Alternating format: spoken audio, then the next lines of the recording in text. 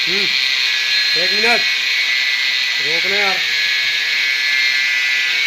यहाँ पर हमारे टेक्नीशियन मोटू वर्मा है, सॉरी जो यादव है, वो आपको 2 टन रोटरी कंप्रेसर को कटिंग करके उसके अंदर के पार्ट्स को आज प्रैक्टिकल के रूप में दिखाया जाएगा।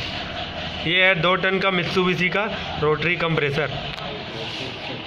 इसको आज कटिंग करके इसका प्रैक्टिकल करके स्टूडेंट को दिखाएंगे।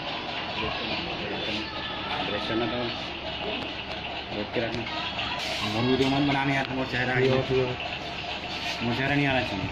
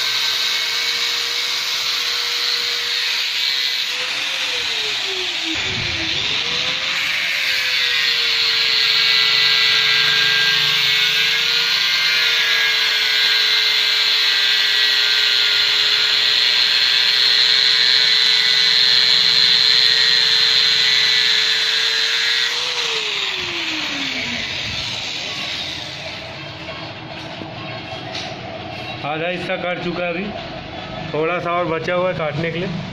है हमारे खान साहब हैं।